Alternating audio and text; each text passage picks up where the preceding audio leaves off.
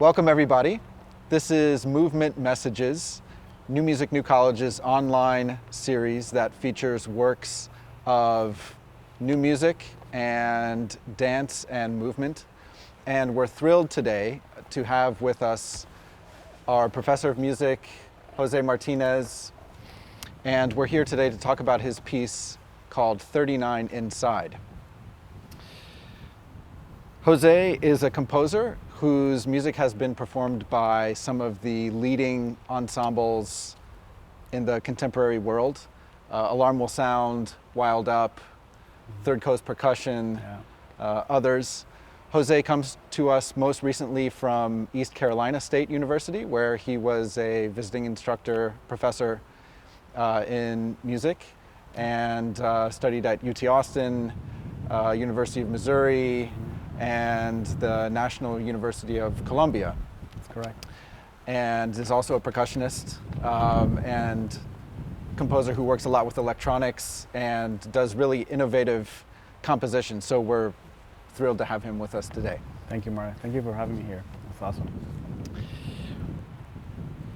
So I want to jump right into this work, 39 Inside, and talk a little bit about your inspiration behind it.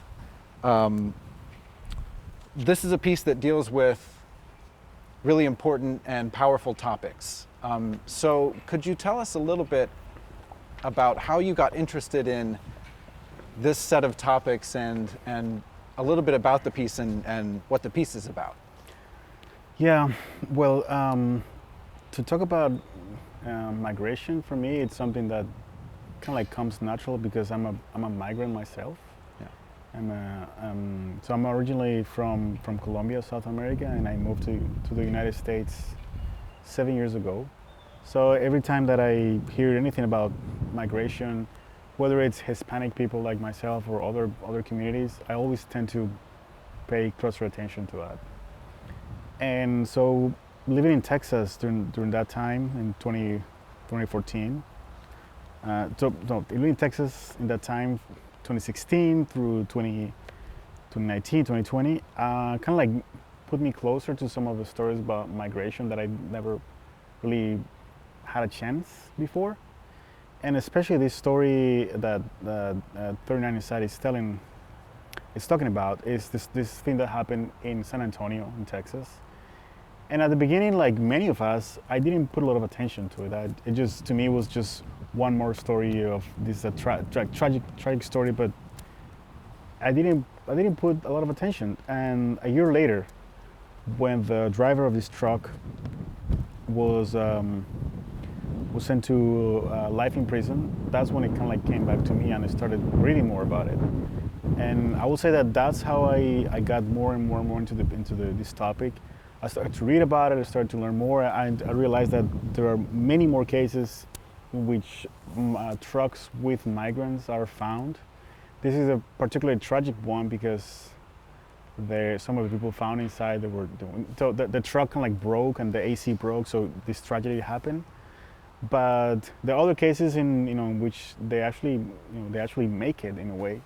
So I learned many things. I was able to interview people who some way or another crossed the border in an undocumented way. So I guess it was a combination of my own experience as a migrant in the United States, but also my curiosity to see how other people cross and how other people are looking to come to this country and search for opportunities. Yeah.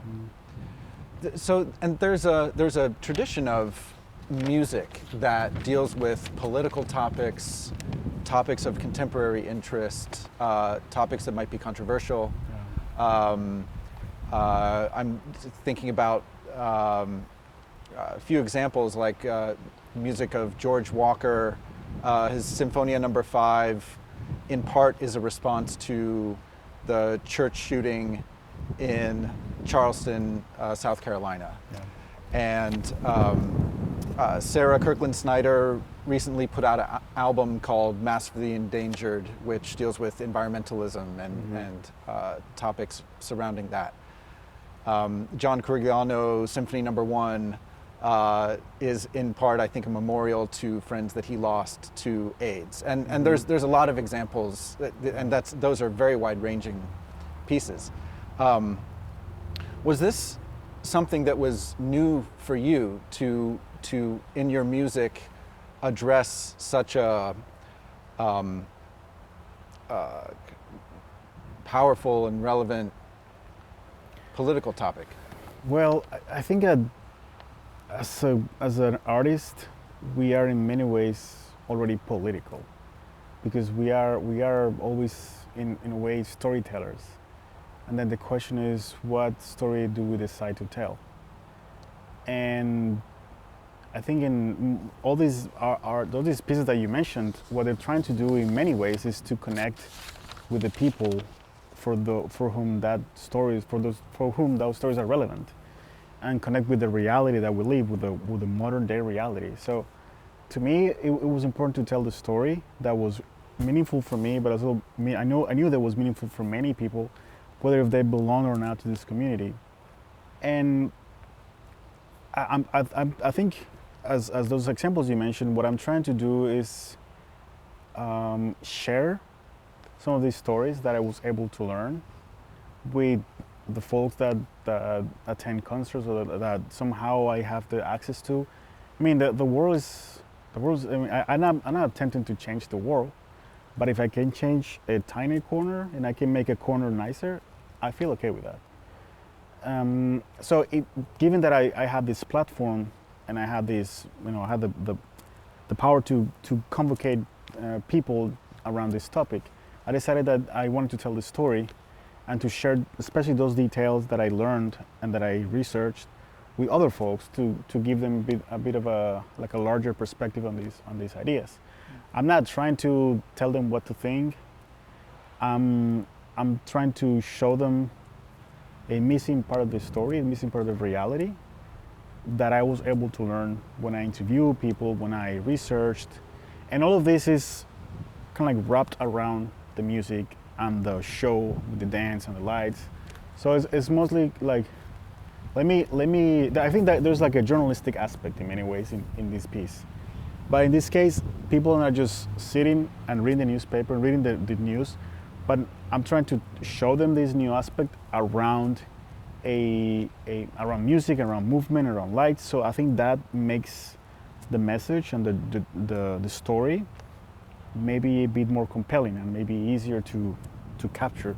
So in a way, I think that all these examples that you mentioned, they want to tell a story. As me, the composers, we know how to tell the story one way, which is with sounds and ideas and instruments, and then we wrap that message within that we know how to do, and then we present that to the audience.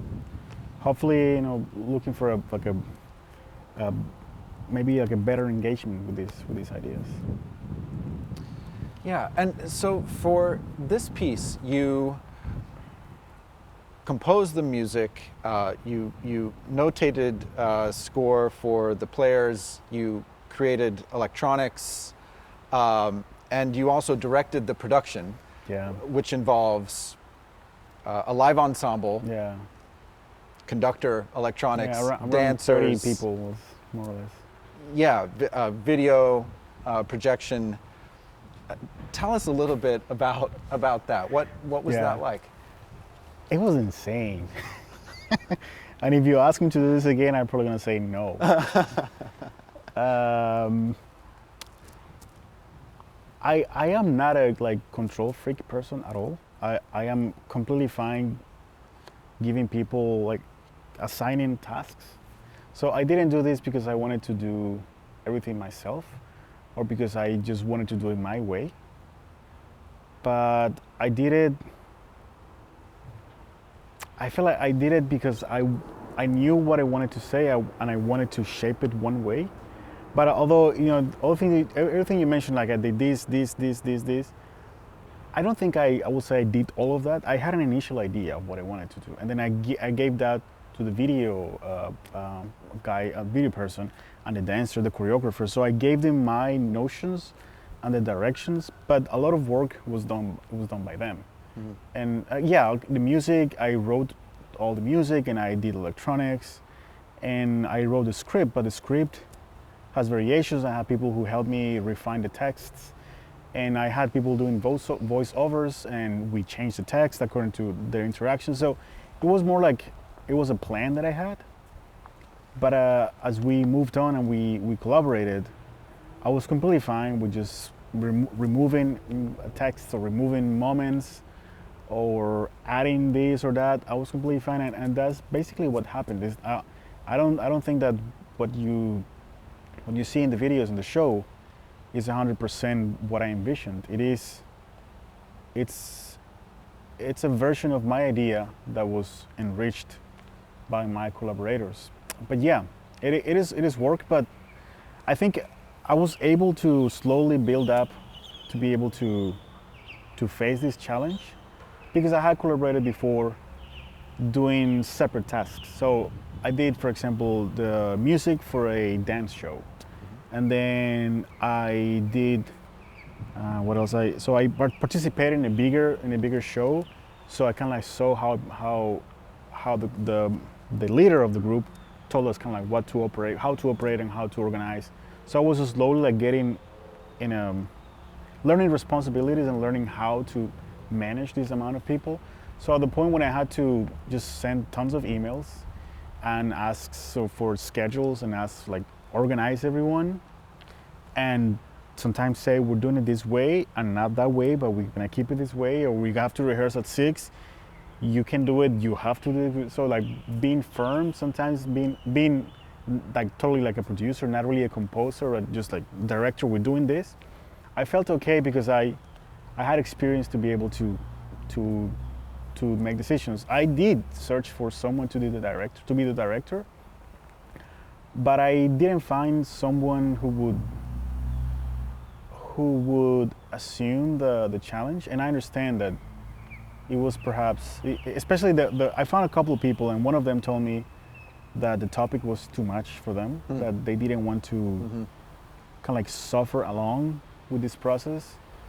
And I understand that, and I, of course I respect it. And I sometimes ask myself, like, what am I putting myself through this? Like, I'm the person who has to read all these journalist reports. I have the person who has to interview all these people. I'm the person who has to imagine the scenes and like edit the text. Like, I'm the person who's going through these emotions that the audience get to see those once, but I get to live with all those things. I got to live with those maybe 8-9 months, thinking about that every single day. So I put myself in a way through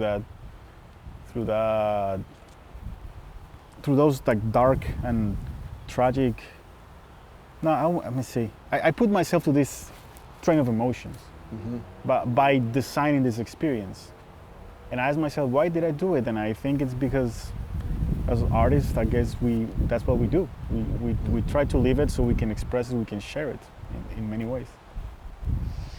You talked a little bit about collaboration, and one of your collaborators is a choreographer, and this is a series that's all about music and movement and the different ways in which music and dance can come together and tell a story.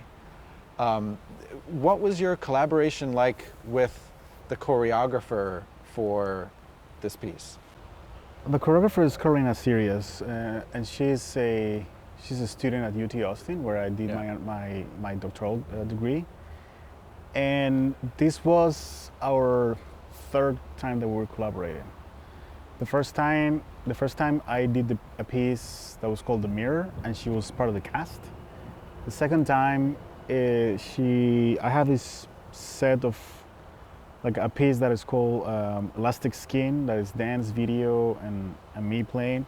So she was in that. So when we did 39 Inside, we already knew each other. And one of the things that I loved about her is that she's a great improviser and she loves improvisation. And a lot of the music in 39 Inside sometimes improvised on the stage, and sometimes it was created based on improvisation that I did or the computer did sometimes. So there's a lot of aspect of improvisation that's included in the piece. And she's also a very political political person and artist. So I like that she's a strong, she has a lot of opinions, and I wanted to work with someone like that who had something to say and something to actually go for, like constantly. So it was interesting to work with her because of that. It was, I understand, but I wanted to work with her because of that. Because we felt also comfortable because we knew each other already. There were moments in which I went to the rehearsals a lot. From the very first time I made some audios and I sent the audios. I get my ideas like, hey, I'm thinking about this here. This is the structure of the music. This is what I'm thinking here. So in the script itself, I wrote ideas of what I thought how the movement could be. And I went to the rehearsals multiple times. Sometimes I will see those ideas that I suggested executed. Sometimes they were ignored, and so it was just part of the process. Sometimes I will push like, yeah, I really want this, or sometimes I will say, I wanted that, but I understand that what you want is actually better. So I think I constantly I was pushing for a lot of a lot of relationship, like close relationship between sound and music and movement. So if the piece had like 4 sections, then I wanted to see 4 also sections in the dance. Like you can tell that was 4 different sections. And there are places in which, for example, like scene 4, that you can see that scene 4 starts with these improvisations, and the performers are playing these sort of like repetitive loops, and the dancers are also doing the same. Then we go to a different section, then the dancers do something different, and it repeats. But there are moments like scene 1 in which that relationship is not as close as in other scenes, and that was part of like the kind of like tug of war, like the push and the back and forth that we had with the dancers. And I mean, that's collaborating. Like it's not like I say something and they do it. I will say like most of the times I want them not to do it, because that means that they're thinking about this that we're creating already in their own way, their own language.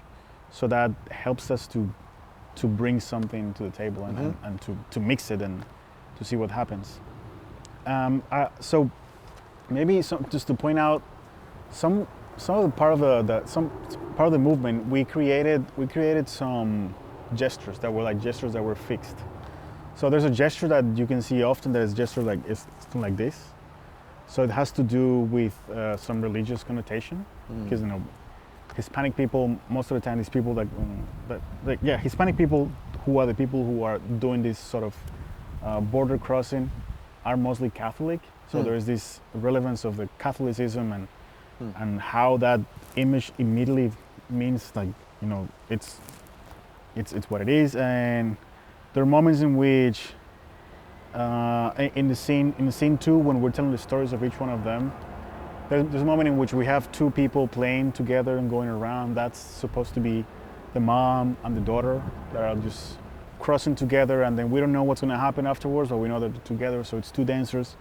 And in the video that we have online, I think it's 2 guys, two male, but it's just we have to think about it as 2 bodies.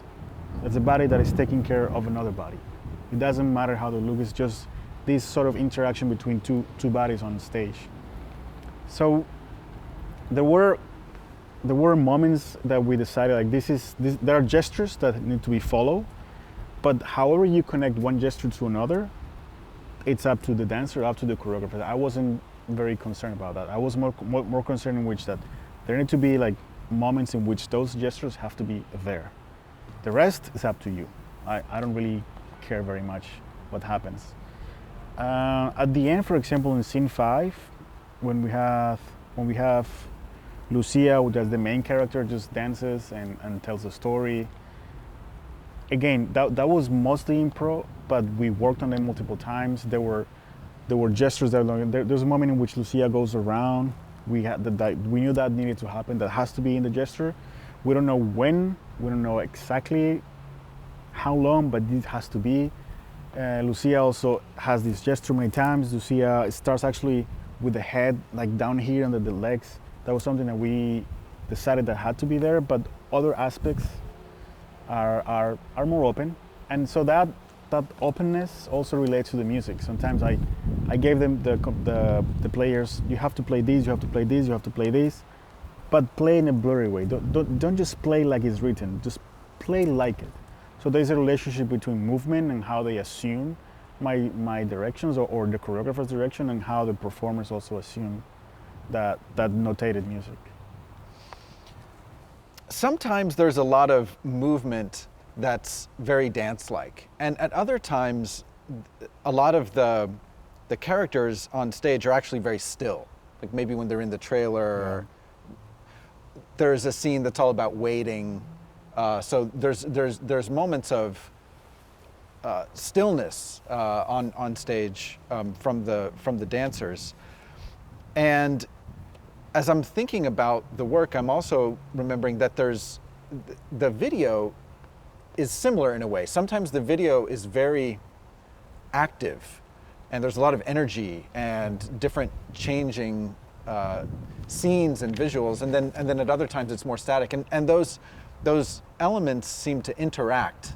You know, what the dancers are doing, their movements, and then what the video's doing, and the video's movements, and it all happens in a pretty balanced way. Can you talk a little bit about that? Just thinking about issues in kind of multimedia work that involves video and people on stage and sound, and how you keep all of those elements coherent. Wow, yeah. So I think in that regard, I have to think about the macro of the piece, the macro structure, and all the micro. And also how elements relate to each other at the micro macro level. I will say that there is sometimes in my piece a sort of like mapping sort of relationship between the elements, so it's like a one-to-one relationship. So if the music does click click click, then the video does clack clack clack. It happens. I wasn't trying to avoid that, but sometimes it doesn't happen. Sometimes the video, as you mentioned, the video has this. I'm thinking about scene one, how the music is all these kind of like points and things that happen sparsely, that have like this movement. That we started with that sort of movement with the dancers, and then we decided that we only wanted music to be like that. And dancers, we decided that there's going to be actually very still, and because they have this lack of space in the trailer. They're inside, like barely moving, barely breathing. So we're gonna let that part, anxiety through sound, happen in the ensemble, but we're gonna leave movement just kind of to create a dialogue, a contrast. And the video, for example, has both. The video has sometimes slow movement and then suddenly breaks and then comes back. So it's like a summary of both ideas. Let me think about other aspects. So, like I just mentioned that there was a sort of like a one-to-one relationship between in scene 4, how the performers repeat a loop and the dancers also repeat a loop. I don't think that you can tell exactly. It's hard to tell like, oh, that's happening on both, but at least in general, that's what's happening. There is this recurrence of gestures. So that's kind of like the micro level. There is a dialogue between the parts. Sometimes they go alone. Sometimes they go contrasting. Sometimes, many times we have a mapping that is go one to one, but they're off. So they meet at the ending and the beginning, and this element stops doing that, but this element continues doing that. So there's that, like they're off, and that is part of in a way, the narrative of the piece. So going to the macro level, the piece on its own is told, so the story is told backwards. So the actual beginning of the story, in my piece, in Third Eye Inside, is how people learn about these events. And the way people learn is about media and about, it's through media and through news outlets and newspapers. So we start with that blast of information that hits the audience, and like this all this massive noise-like information that comes at them, and then from that we build towards the end, which is actually the beginning. And the beginning is when one of the migrants crosses the river. So we go from known facts and known information and kind of like a big picture to something small. We go from faceless people, like just not even names, just migrants. We go down to Lucia, who did this way, and she did it this specific time, and she did it because of these specific reasons. So in a way, is to start what everyone is, and go to those details that not everyone knows. And that's what kind of why we decided to go the other way, to tell the story backwards. Yeah. To start where we meet, to go to what we don't know. And so, talking about the trajectory of the piece, in the second to last movement, the second to last scene, there are these beautiful electronic chords that start sounding. And there's also some live processing of sound. The flute is present in that scene, which is a really amazing sound. So maybe you could tell us a little bit about some of the live processing that you did actually to the players. Yeah. So that scene number 5, it's I think maybe it's a breaking point in terms of the aesthetic of the piece, because we come from aesthetic that is rather aggressive, and it's not tonal. Sometimes it's melodic, sometimes it's more timbre oriented, but it's in this world of what we call contemporary music, or whatever you want to call it. And this in this world of exploration of sound. But then this scene is sort of like a bridge. It's a sort of mix between that world and the world that is to come and the Postloot. So the Postloot is a song that I wrote. It's in A minor, completely tonal, with a singer. It's the 101 of songs. It's just the lady singing with a guitar to the audience. But then I needed to somehow go from one world to the other.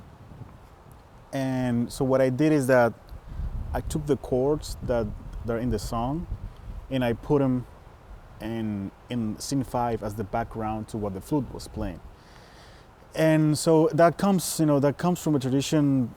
It goes back all the way to Renaissance music. We have the ground bass, and we have the passacaglia, and all those Renaissance and Baroque music. That idea of we having something familiar that is on the bottom, and something improvisatory on top. So even though the flute part is not improvised, it's written in a free, like a free way, that the lengths and can be really open.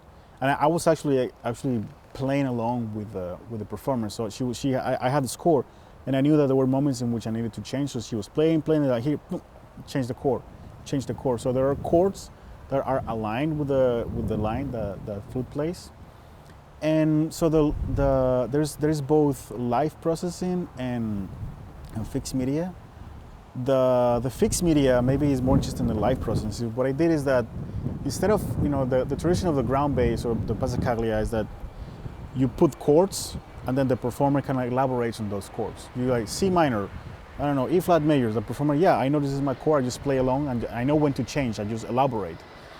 So instead of asking a performer to do that, what I did is that I took the recording of the guitar that I have at the end, and I took those the sections in which he played the guitar, and I stretched them to create this sort of a ground bass that is not really a performer, but it's a sample that is stretched. And what I did is that I also emphasized the notes of the chord by adding some filters that will give me the specific notes of that chord, to even emphasize more that because what happened is that when you stretch Calm filters? It was that resonators. Resonators, yeah. So what I have is, when you stretch a sample, there's a lot of dirt that it's added to it. So and I like that dirt, but I also wanted the dirt not to make the actual harmony blurry. So I left the dirt, but I also added these resonators to make sure that the harmonies were heard. And the live processing, what I was doing, the live processing was on a spectral freeze. That will do is to, based on the dynamics, it will take that note and just keep it. And most of the times the notes that it took were I designed it so the notes that it took were the loudest notes. So I had like a threshold. So whenever it's loud, take that note and just hold it. And I decided so that the loudest pitches were the ones that were related to the chord. So everything was everything was tuned in a way. Mm-hmm. But there was dirt from the sample, and there was dirt that the flute was playing that was a little bit against that tuning of. So that's how this scene 5 is like in the middle of this. I like they call it dirt. I like this dirt. I like this wrong notes. Yeah. Moving towards the tonal and like the right, the sort of like more like folk-like sound. And how did you come to that decision to end with a song? Yeah. At the beginning, I was thinking to do the piece. I wanted to do like to use singers, and quickly I dismissed that idea because I don't think that like operatic voice and or like lyric bel canto would fit in this topic specifically. It's not the music.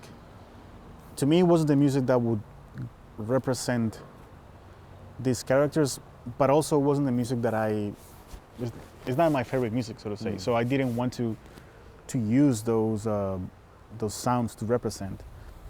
So that made me think. So what is the music that would represent these people? And I realized that I didn't want to go with a genre, or didn't want to go to like I'm gonna take a Mexican song. I didn't want to do that.